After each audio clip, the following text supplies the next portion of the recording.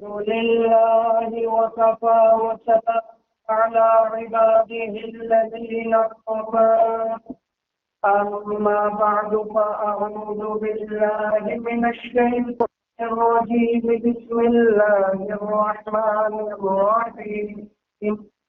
قل يا أيها الكافرون لا أعبد ما تعبدون. صدق الله مولانا العظيم. محترم حاضرین، سورۃ الکافرون اس کی تلاوت میں نے آپ کے سامنے کی ہے۔ 30واں پارہ ہے اور 30ویں پارے کی یہ ایک مختصر سی صورت ہے۔ عام طور پر یہ تقریباً ہر نمازی کو یاد ہوتی ہے۔ یہ وہ صورت ہے جس کا نام حدیث میں سورۃ البراۃ جاتا ہے، براۃ من الشرک۔ حدیث میں آیا کہ ایک صحابی نے حضور صلی اللہ علیہ وسلم سے سوال کیا، میں سونے سے پہلے کیا پڑھا کروں؟ آپ صلی اللہ علیہ وسلم ذرا نصیحت فرما دیجیے۔ آپ صلی اللہ علیہ وسلم نے فرمایا، تم سورۃ الکافرون کی تلاوت کیا کرو۔ کیوں؟ اس لیے فَإِنَّهَا بَرَاءَةٌ مِّنَ الشِّرْكِ، کیونکہ یہ شرک سے برات ہے، برات کا اظہار کرنا ہے شرک سے، اس لیے اس کی تلاوت کیا کرو۔ پھر حضور صلی اللہ علیہ وسلم کا معمول مبارک تھا، فجر کی سنتوں میں پہلی رکعت میں سورۃ الکافرون اور دوسری رکعت میں سورہ اخلاص کی تلاوت فرمایا کرتے تھے، قل هو اللہ۔ یہ اکثر حضور صلی اللہ علیہ وسلم کا معمول یہی تھا فجر کی سنتوں میں۔ اس کے علاوہ مغرب کی سنتوں میں بھی حضور صلی اللہ علیہ وسلم اس کی تلاوت فرماتے تھے، سورۃ الکافرون پہلی رکعت میں اور دوسری رکعت میں سورہ اخلاص۔ پھر اللہ تعالی ہم سب کو بار بار اپنے گھر کی زیارت کروائے۔ آپ حضرات کے علم میں ہے، ہر طواف کے بعد 2 رکعت نماز پڑھی جاتی ہے، تو وہ جو طواف کے بعد 2 رکعت پڑھی جاتی ہے، اس میں بھی حضور صلی اللہ علیہ وسلم جو تلاوت فرماتے تھے، پہلی رکعت میں سورۃ الکافرون اور دوسری رکعت میں سورہ اخلاص۔ پھر عجیب، عشاء کی نماز وتر کے بعد جو 2 نفل آپ صلی اللہ علیہ وسلم بیٹھ کر پڑھا کرتے تھے، ان نوافل میں بھی حضور صلی اللہ علیہ وسلم کا عام معمول یہی تھا، پہلی رکعت میں سورۃ الکافرون اور دوسری میں سورہ اخلاص۔ یہ عام معمول تھا حضور صلی اللہ علیہ وسلم کا۔ تو اب آپ دیکھ لیجئے کہ حضور صلی اللہ علیہ وسلم کس کثرت کے ساتھ اس سورت کی تلاوت فرمایا کرتے تھے، اور دوسری بات یہ ہے اس کے ساتھ سورہ اخلاص کی بھی تلاوت فرماتے تھے۔ معلوم ہوا سورۃ الکافرون اور سورہ اخلاص میں بڑا گہرا تعلق اور بڑی گہری مناسبت موجود ہے، تبھی تو دونوں کو اکٹھے فرماتے تھے، پہلی رکعت میں یہ، دوسری رکعت میں وہ۔ کیا مناسبت ہے، کیا تعلق ہے دوسری رکعت ان دونوں صورتوں میں؟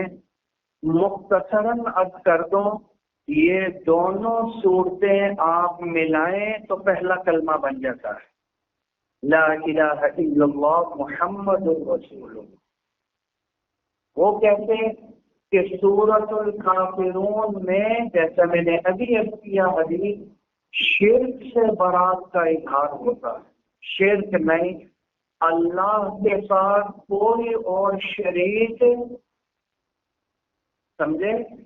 तो गैरुल्लाह की नफी और शिर्क की नफी हो रही है सूरतुल काफिरून में, और सूरह इखलास में तौहीद का इजहार हो रहा है। कुल हुवल्लाहु अहद अल्लाहुस समद लम यलिद वलम यूलद, अल्लाह एक, अल्लाह बेनियाज है, अल्लाह किसी का वालिद नहीं, अल्लाह किसी का बेटा नहीं, और अल्लाह के बराबर कोई भी नहीं। अल्लाह अल्लाह अल्लाह। तो ये तौहीद और अल्लाह, ये सूरह इखलास, और शिर्क की नफी सूरतुल काफिरून। तो कलमा बना ला इलाहा, कोई माबूद नहीं। कलमे का पहला हिस्सा शिर्क की नफी, कोई भी माबूद नहीं, इल्लल्लाह, मगर अल्लाह है। तो तौहीद आ गई। तो सूरतुल काफिरून शिर्क की नफी, कोई माबूद नहीं, समझे? और सूरह इखलास इल्लल्लाह, अल्लाह ही माबूद है। इन दोनों सूरतों को मिलाएं तो ईद साबित हो जाती है, और शिर्क की नफी और शिर्क से बरात हो जाती है। इसीलिए आप सल्लल्लाहु अलैहि वसल्लम को ये दो सूरतें बहुत ही ज्यादा पसंद है। अल्हम्दुलिल्लाह, शुक्र अल्हम्दुलिल्लाह, हम अल्लाह का जितना शुक्र अदा करें वो कम है। किस बात पर? कि अल्लाह ताला ने हम मुसलमानों को भी ऐसा बनाया है, क्या? जो तौहीद के ऊपर है, अल्लाह ही को माबूद मानते हैं, और सारे नबियों को मानते हैं, और उनकी नबूवत के ऊपर अकीदा रखते हैं, सारे नबियों की इत्तिबा और तौहीद। ये दौलत अल्लाह ताला ने सिर्फ मुसलमानों ही को दी है। इसके अलावा बाज को आप देखें दहरिए हैं, वो अल्लाह ही को नहीं मानते। ऐसी भी दुनिया मौजूद है जो अल्लाह ही को नहीं मानती, और वो लोग भी मौजूद हैं जो अल्लाह को तो मानते हैं लेकिन गैरुल्लाह को, बुतों को अल्लाह के साथ शरीक करते हैं, बुतों की भी इबादत करते हैं और अल्लाह की भी इबादत करते हैं। जैसे मुशरिक हुजूर सल्लल्लाहु अलैहि वसल्लम के दौर में और आज का हिंदू वगैरह, इनको देख लिया जाए, अल्लाह को तो मानते हैं लेकिन बुतों की भी इबादत, उनको भी शरीक कर लेते हैं। ये भी दुनिया मौजूद है। अल्लाह ही तो ना माना, अल्लाह के साथ और को शरीक कर लिया। यहूदी, ईसाई, इनके बारे में कुरान पुकार रहा है। एक ने हज़रत उज़ैर अलैहिस्सलाम को अल्लाह का बेटा बना लिया, शिर्क कर लिया यहूदियों ने। ईसाइयों ने हज़रत ईसा को अल्लाह का बेटा बनाकर अल्लाह के साथ शरीक कर लिया। नहीं समझ, कोई अल्लाह ही को नहीं मानता, कोई अल्लाह के साथ शरीक ठहरा लेता है, कोई किसी नबी को मानता है किसी को नहीं मानता। अब यहूदी क्या करते हैं, वो अक्सर नबियों को मानते हैं, और मूसा अलैहिस्सलाम को अपना नबी मानते हैं, और आज भी उन्हीं की पैरवी करते हैं यहूदी। बाकी अक्सर नबियों को भी मानते हैं, लेकिन हजरत ईसा अलैहिस्सलाम और हुजूर सल्लल्लाहु अलैहि वसल्लम का इनकार करते। ये यहूदी हो गया। ईसाइयों ने क्या काम किया, उन्होंने सबको माना, मूसा अलैहिस्सलाम को भी नबी माना, हजरत ईसा को भी माना, लेकिन अहमद मुश्तबा मोहम्मद मुस्तफ़ा सल्लल्लाहु अलैहि वसल्लम का इनकार कर दिया। इनकी ये दौलत इस रूए जमीन पर अल्लाह ताला ने सिर्फ मुसलमानों ही को अता की है, जो अल्लाह ही की इबादत करते हैं और सारे नबियों पर ईमान लाते हैं, सारे नबियों की आजमत करते हैं। यही वजह है 1450 साल की तारीख उठाकर देख ली जाए, एक मुसलमान ऐसा नजर नहीं आएगा जिसने हजरत मूसा अलैहिस्सलाम की तौहीन की हो, जिसने हजरत ईसा की तौहीन की हो, जिसको ईसाई और यहूदी अपना नबी मानते हैं। कोई एक मुसलमान ऐसा नजर नहीं है। क्यों? क्योंकि जैसे हमारे ईमान का हिस्सा है हुजूर पर ईमान और हुजूर की आज़मत, ऐसे ही हमारे ईमान का हिस्सा है 1.25 लाख जितने भी अंबिया आए हैं सबको नबी मानना, सबका एहतराम, सबकी अजमत हमारे ईमान का हिस्सा है। किसी एक नबी की तौहीन करने वाला, बेइज्जती करने वाला, उसको छोड़ो, बेइज्जती को नबी की बेइज्जती, यहाँ तक लिखा है उसके जिस्म के किसी एक हिस्से, हत्ता के बाल, हत्ता के नाखून की भी बेइज्जती करने वाला बदतरीन काफिर और मलऊन बन जाता है। नबी को छोड़ो, नबी के नाखून और बाल की तौहीन करने वाला, ये अल्लाह ताला ने दौलत और ये करम सिर्फ मुसलमानों ही पर किया है। वो सारे नबियों का एहतराम, इब्राहीम अलैहिस्सलाम हो जो सारे नबियों के वालिद कहलाते हैं, अबुल अंबिया मूसा अलैहिस्सलाम हो, ईसा अलैहिस्सलाम हो, कोई नबी हो, फिर तौरात हो, फिर इंजील हो, फिर ज़बूर हो, फिर जितनी छोटी मोटी किताबें आई हैं, मुसलमान सब पर ईमान लाते हैं और इन सब को आसमानी किताबें मानते हैं। ये हमारे ईमान का हिस्सा है, समझे? सुहूफ़ इब्राहीम व मूसा, इब्राहीम अलैहिस्सलाम, मूसा अलैहिस्सलाम पर, इसके अलावा जो छोटे छोटे सहीफे उतरे, हम एक एक पर ईमान लाते हैं, एक एक पर ईमान लाते हैं, किसी का इनकार नहीं करते। यही वजह है हम मोमिन कहलाते हैं और मुस्लिम कहलाते हैं। मोमिन और मुस्लिम का मानना ये है, जरा लुग़त उठाकर देख लें, मानने वाला। हम सारे नबियों को, सारी आसमानी किताबों को मानने वाले हैं, तो हम क्या बन गए? मोमिन, मानने वाले। और जो इनकार करने वाला हो, कुफर का माना होता है इनकार करना, तो जो इनकार करने वाला हो, बात को माने बात को ना माने, वो काफिर बन जाता है।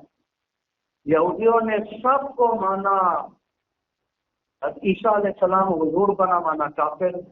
ईसाइयों ने तो सबको मान लिया, सिर्फ हुजूर को ना माना तो काफिर।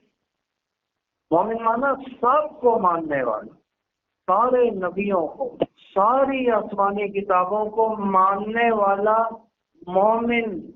इस रूह जमीन पर अगर कोई मोमिन और मुस्लिम है तो वो हम ही, समझे? इसी शिर्क की नफी और कुफर की नफी के लिए अल्लाह ताला ने सूरतुल काफिरून उतार दी। बस मंजर इसका ये है, हुजूर सल्लल्लाहु अलैहि वसल्लम ने जब तौहीद की तबलीग फरमाना शुरू की, अब क्या हुआ, कुछ अर्सा तबलीग फरमाई, फिर कुछ अर्से बाद जब ये मुशरिकीन ने देखा, मक्के में तो मुशरिक मौजूद थे, ये तो हमारे जो माबूद हैं, जिनकी हम इबादत करते हैं, ये तो उनका इनकार कर रहे हैं और हम इनकी इबादत करते हैं। उन्होंने एक मीटिंग बुलाई, मशवरा हुआ जी। चंद बड़े बड़े सरदार, हदीस में जिनका नाम आता है आस, वलीद वगैरह वगैरह, ये बड़े बड़े मुशरिकीन के सरदार जमा हुए और हुजूर सल्लल्लाहु अलैहि वसल्लम के पास आए और आकर कहने लगे, आप हमारे माबूदों को बुरा कहना छोड़ दें, अपनी इबादत करते हैं, इनको बुरा कहना चाहिए। آپ صلی اللہ علیہ وسلم نے فرمایا یہ نہیں ہو سکتا. انی نذیر لکم بین یدی عذاب شدید، مجھے تو اللہ نے بھیجا ہی اس کام کے لیے ہے کہ میں تبلیغ کروں، لوگوں تک توحید پہنچاؤں. میں تو آگے آنے والے عذاب سے ڈرانے والا بنا کر بھیجا گیا ہوں. انی نذیر لکم بین یدی عذاب شدید، یہ نہیں ہو سکتا میں تبلیغ چھوڑ دوں، مجھے تو بھیجا ہی اس مقصد کے لیے گیا. انہوں نے کہا پھر ایک مشورہ اور ہے. وہ کیا؟ وہ یہ کہ آپ ایسا کر لیا کریں کہ 1 سال آپ ہمارے بتوں کی عبادت کر لیا کریں، 1 سال ہم کر لیا کریں گے جس کی آپ عبادت کرتے، آپ بھی خوش ہم بھی خوش، لڑائی جھگڑا ختم ہو جائے گا. اور ہم چاہتے ہیں کہ وہ کیا ہو جائے، صلح ہو جائے گی، اتحاد ہو جائے گی، اتفاق ہو جائے. اتفاق بڑی دولت ہے. آپ صلی اللہ علیہ وسلم حدیث میں آتا ہے خاموش ہو گئے. اچھا خاموش ہو گئے، ہمیں سبق دے دیا. ایک سبق تو یہ مل گیا کہ خاموشی کیوں اختیار فرمائی. ظاہر ہے یہ بات بھی غلط تھی، فوراً حضور صلی اللہ علیہ وسلم جواب دے سکتے تھے، لیکن جواب ارشاد نہ فرمایا، اشارہ کر دیا کہ غور کے بعد جواب ہونا چاہیے. ہو سکتا ہے غور کرنے کے بعد جو جواب ہو وہ اس جواب سے زیادہ اچھا ہو جو غور کرنے کے بعد دیا جائے. ابھی جلدی میں جواب مل جائے، یہ اتنا مضبوط جواب نہ ہو جو غور کے بعد ملے گا، اس لیے جواب میں جلدی نہیں کرنی چاہیے. یہ ہو سکتا تھا. اور یہ بھی ہو سکتا تھا کہ حضور صلی اللہ علیہ وسلم وہی اتر رہی ہے، آپ وہی کے انتظار میں رہے، اللہ ہی جواب دیں گے. وہی اتر رہی تھی حضور صلی اللہ علیہ وسلم پر، نبی تھے. تو کیا ہوا؟ سورۃ الکافرون اتری تھی اس کے بعد، اور اللہ تعالی نے کھول کر بیان فرما دیا، قل یا ایھا الکافرون، اے نبی آپ فرما دیجئے اے کافروں، ان کافروں سے کہ اے کافروں. کافروں کو کافر کہہ کر مخاطب کیجئے کیونکہ یہ انکار کرنے والے ہیں. تو کافر، اے کافروں لا اعبد ما تعبدون، میں بالکل عبادت نہیں کروں گا اس کی جس کی تم عبادت کرتے ہو. ولا انتم عابدون ما اعبد، نہ تم عبادت کرنے والے ہو اس کی جس کی میں عبادت کرتا ہوں. ولا انا عابد ما عبدتم، اور نہ میں عبادت کرنے والا ہوں اس کی جس کی تم نے عبادت کی. میں تو نہیں کروں گا اس کی. اور تم بھی ولا انتم عابدون ما اعبد، اور تم بھی عبادت کرنے والے نہیں ہو جس کی میں کرتا ہوں عبادت. بات ٹھیک ہے. لکم دینکم ولی دین، تمہارے لیے تمہارا دین، میرے لیے میرا دین. میں تمہارے دین کی عبادت کرنے والا میں نہیں کروں گا. جو مشورہ دیا 1 سال تم 1 سال ہم، سمجھے یہ اس کا مفہوم اور ترجمہ تھا جو میں نے سورۃ الکافرون کا آپ کے سامنے عرض کیا، جو اکثر آپ نمازوں میں پڑھتے ہیں، بلکہ حضور صلی اللہ علیہ وسلم کا معمول مبارک تھا پڑھنا. میں سمجھتا ہوں ہماری ذمہ داری ہے کہ چھوٹی چھوٹی صورتیں جو ہم نماز میں پڑھتے ہیں نا، ان کا ترجمہ اور ان کی مختصر تشریح کسی مستند تفسیر کے اندر ہم پڑھ لیا کریں. معرف القرآن مفتی شفیع صاحب مفتی اعظم پاکستان کی موجود ہے، حضرت مفتی تاقی صاحب رحمت برکاتہم کا آسان ترجمہ موجود ہے، مختصر تشریح ہے. کم از کم ہمیں اتنا تو پتا ہو جو پڑھ رہے ہیں نماز میں اس کا مطلب کیا ہے، مطلب اس کا تو ترجمہ ہمیں آنا چاہیے اور مختصر وضاحت آنی چاہیے. بہرحال یہ جو میں نے اب مفہوم سورۃ الکافرون کا ذکر کیا، اس سے ایک عجیب نقطہ معلوم ہوتا ہے جو بہت ہی اہم بات ہے. میری درخواست ہے کہ آپ سب حضرات پوری توجہ میری طرف کریں. بڑا عجیب نقطہ، ہمارے ارد گرد دائیں بائیں آپ کو کہیں وہ ہندو نظر آ جائے گا، ہندو تو کم ہے، آپ کو عیسائی بہت زیادہ نظر آئیں گے، یہ بھی ہیں، ہندو بھی ہیں، سکھ بھی ہیں، وغیرہ وغیرہ۔ جو ہمارے بھائی باہر جاتے ہیں ان کو تو ان کے ساتھ بہت زیادہ پالا پڑتا ہے، یہودیوں کے ساتھ بھی پالا پڑ جاتا ہے، سمجھے؟ اب اس صورت کو اپنے سامنے رکھیں، اور اس کے بعد نقطہ یہ ہے جو مفتی اعظم پاکستان مفتی شفیع علیہ رحمت نے بیان فرمایا کہ ان کافروں کے ساتھ ہمارا معاملہ کیا ہونا چاہیے کہ وہ بھی انسان، ہم بھی انسان، ہم مسلمان وہ مسلمان نہیں، لیکن انسان ہونے میں تو شریک ہے نا، مسلمان ہونے میں شریک نہیں ہے۔ لہذا جو انسانی معاملات ہیں، دنیاوی معاملات ہیں، ان میں تو اچھے معاملات ان کے ساتھ کرنے چاہیے، اچھا اخلاق ان کے ساتھ رکھنا چاہیے، ان کو ہدیہ دے لینا، ان سے چیزیں خرید لینا، ان سے چیزیں لے لینا، ان کو ہدیہ دے دینا، ان کو دوائی دے دینا، ان کو نقلی صدقہ دے دینا اگر ضرورت ہے، بالکل جائز ہے، زکوٰۃ تو نہیں دے سکتے، واجبی صدقہ بھی نہیں دے سکتے، کافر ہیں لیکن انسان تو ہیں، اور اس نیت سے دیں تاکہ ان کو پتہ چلے اسلام کتنا پیارا دین ہے، جو کتنا خیال رکھتا ہے غریبوں کا اور لوگوں کا، وہ اسلام کی طرف مائل ہو جائیں۔ تو انسانی معاملات میں ان کے ساتھ خیر والے معاملات کریں، خیر خبر بھی لے لیں، سمجھ میں آ رہی ہے نہیں آ رہی، ان کی اچھا برا بھی پوچھتے رہا کریں، لیکن عقائد اور احکام والے معاملے میں ان کے ساتھ ان کی رعایت نہیں کی جا سکتی، عقائد اور احکام میں ان کی رعایت نہیں کی جا سکتی۔ میرے پاس جامع شفیہ میں وہ ایک ساتھی ہے، سیاستدان ہے، نام لینا مناسب نہیں ہے، بڑے سیاستدان، وہ کہنے لگے مفتی صاحب مجھے انہوں نے بلایا ہے کہ ان کی عید آ رہی ہے جو 25 دسمبر کو آتی ہے، کیک کاٹنا ہے، تو ٹھیک ہے وہ بھی ہمیں گفٹ دیتے رہتے ہیں، ہم بھی ان کو گفٹ دے رہے ہیں، کیک دے رہے ہیں، کیک کاٹنے میں شریک ہو جائیں، ان کی عید میں شریک ہو جائیں، اس میں کوئی حرج تو نہیں ہے؟ اللہ کے بندے کیوں حرج نہیں ہے؟ تو حرام ہے۔ بعض حضرات کا فتویٰ تو اس سے بھی زیادہ سخت ہے، آپ کو پتہ ہے کہ وہ کس چیز کی خوشی منا رہے ہیں؟ کہتا نہیں، وہ اس چیز کی خوشی منا رہی ہے کہ آج کے دن اللہ نے بیٹا جنا تھا، اللہ کا بیٹا بنا، عیسیٰ علیہ السلام کی پیدائش ہے، اور ان کا عقیدہ ہے کہ وہ اللہ کے بیٹے ہیں، تو کیا اللہ کے پیدا ہونے کی خوشی میں؟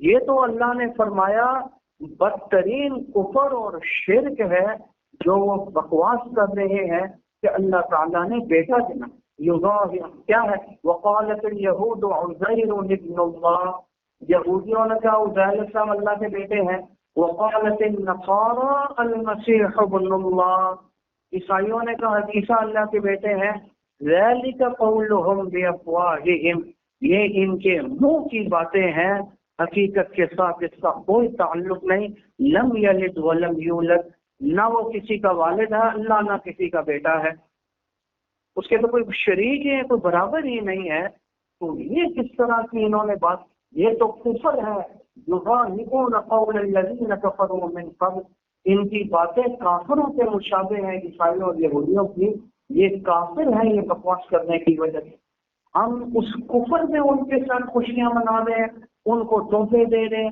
ان کو ہدیے دے رہے ہیں، اور ہم بھی جا کے کیک کاٹ رہے ہیں۔ خدا کا نام لو اللہ کے بندو، اتنی کھلی چھٹی نہیں ہونی چاہیے، عقائد میں ان کے ساتھ شریک ہونا، احکام میں ان کے ساتھ شریک ہونا، اس سے بدترین ظلم اور کوئی نہیں ہو سکتا۔ ہر چیز کو اس کی حد بندی کے اندر، بلکہ اب تو ایک نعرہ لگ رہا ہے مذہبی رواداری کا، جی آپ حیران ہوں گے کہ یہ پنجاب ٹیکسٹ بک بورڈ کی جب یہ اردو کا ایک کتابچہ تیار ہوا، اور بھی نئی کتابیں آئی، نواز شریف صاحب کا آخری دور تھا، تو انہوں نے ان کا کسی مسئلے کے اوپر کوئی اختلاف ہو گیا کسی مضمون کے اوپر، تو انہوں نے مختلف علماء کو بلایا، مجھے بھی بلایا جامع شفیع سے، میں بھی چلا گیا، اب میں جو بیٹھا ہوں، وزیر تعلیم بھی بیٹھے ہوئے ہیں اور ریٹائرڈ جنرل صاحب بھی بیٹھے، ظاہر ہے سارے لوگ ایک مضمون تیار، سلیبس تیار ہوتا ہے، سب کی مشاورت ہوتی ہے، سارے بیٹھے ہیں۔ اللہ کا کرنا، میں نے جو کتاب کھولی تو اس کے ایک دو صفحوں کے بعد ایک مضمون آیا مذہبی رواداری کا، ہماری اردو کی کتاب۔ اس میں کیا لکھا؟ اس میں لکھا کہ کسی دین کو برا نہیں کہنا چاہیے، کسی مذہب کو برا نہیں کہنا چاہیے، سارے امن کی تعلیم کرتے ہیں اور سارے دہشت گردی کو برا کہتے ہیں، تو اس لیے سارے اپنے طور پر اچھے ہیں اور صحیح ہیں، کسی کو غلط اور برا نہیں کہنا چاہیے۔ یہ جب مضمون میں نے پڑھا تو اب ایک گول میں لگی ہوئی ہے، میں مسجد میں بیٹھا ہوں، میرے علاوہ کسی نے اس کے اوپر اعتراض نہیں کیا، حالانکہ بھرمار تھی لوگوں کی۔ میں نے ہاتھ اٹھایا، میں نے پھر وزیر تعلیم صاحب، میں کہا مجھے بہت دکھ ہے، مجھے آپ بتائیں اس لائن کا مطلب کیا ہے؟ کیا ہم عیسائیوں کو، ہندوؤں کو تبلیغ نہیں کر سکتے دین کی؟ کیا ہم ان کو کلمہ نہیں پڑھا سکتے؟ کیا ہم اپنے بچوں کو یہ ترغیب نہیں دے سکتے کہ کفر برا ہے؟ آپ اسلام کے اندر آپ کسی کو برا نہیں کہنا چاہیے، اور کسی کے اوپر جو ہے وہ اپنے مذہب کو مسلط نہیں کرنا۔ کیا مطلب ہو گیا؟ کیا مطلب سمجھ نہیں آیا مجھے کوئی۔ میں قرآن مجید کی آیت دیکھ لی جائے، ان الذین کفروا، کافر، من اہل الکتاب والمشرکین، وہ اہل کتاب میں سے ہوں یا مشرک ہوں، عیسائی، یہودی ہوں، ہندو، کوئی بھی کافر ہو، فی نار جہنم، جہنم کی آگ میں ہوں گے، اولئک ہم شر البریہ، اور مخلوق میں سب سے بدترین مخلوق اگر کوئی ہے تو یہ کافر ہے۔ ویسے یہ سورۃ البینہ ہے، اور پیچھے پانے کی میں نے عارف پڑھی اور اس کا ترجمہ میں نے آپ کو صحابہ اجماع کو جاتے، اور ہمارے پر دادا بانی جان شفیع فرماتے تھے مخلوق میں بدترین کہا، انسانوں میں بدترین نہیں۔ مخلوق تو کتا بھی ہے، مخلوق تو خنزیر بھی ہے، اشارہ کر دیا یہ کافر کتے اور خنزیر سے بھی زیادہ بدتر۔ آپ کہتے ہو ان کو برا نہ کہو، ان کو اپنا، میرا مطلب ہے جو جس کے اوپر سارے ٹھیک ہے۔ تو وہ مجھے کہنے لگے مفتی صاحب آپ یقین جانیں ادھر ہمارا ذہن ہی نہیں گیا، ہم اس کے اوپر غور کریں۔ میں کہا آپ کی مہربانی، کہتے ہیں اس کے بعد جو بنے گا پھر دوبارہ، لیکن ہم نے دیکھا بعد میں، شکر الحمدللہ وہ مضمون آیا نہیں۔ اب یہ جگہ جگہ کے اوپر لگ رہا ہے نعرہ مذہبی رواداری کا، بھئی آپ ان کو غلط نہ کو، ہم ان کو غلط، تو اگر ہم غلط نہ کہیں تو حضور کی تبلیغ کا کیا کریں گے؟ جو آپ کو تبلیغ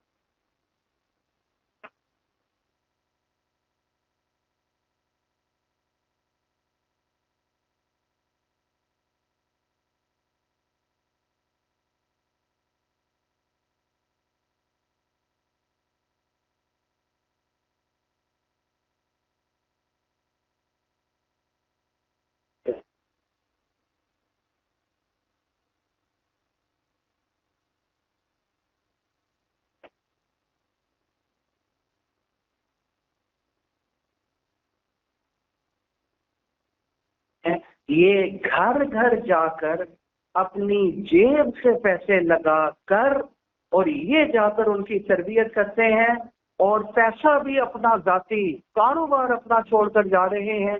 1 روپے کی فنڈنگ کسی کی طرف سے نہیں ہے، یہ اللہ کی ترتیب ہے۔ تو یہ دونوں چیزیں ساتھ ساتھ چل رہی ہیں، واللہ خیر الماکرین، اور اللہ کی تدبیر سے بڑھ کر کسی کی تدبیر نہیں ہو سکتی۔ اور جس دن کفر خالی کفر ہی رہ گیا، اسلام ختم، ایک بھی اللہ اللہ کرنے والا نہ ہوا، اس دن پھر حدیث میں آتا ہے قیامت آ جائے گی، پھر اس وقت کوئی بھی مسلمان باقی نہیں رہے گا۔ میری اللہ سے دعا ہے اللہ تعالیٰ ان باتوں کو سمجھنے کی اور ان پر عمل کرنے کی ہم سب کو توفیق عطا فرمائے۔ وآخر دعوانا الحمد للہ رب العالمین۔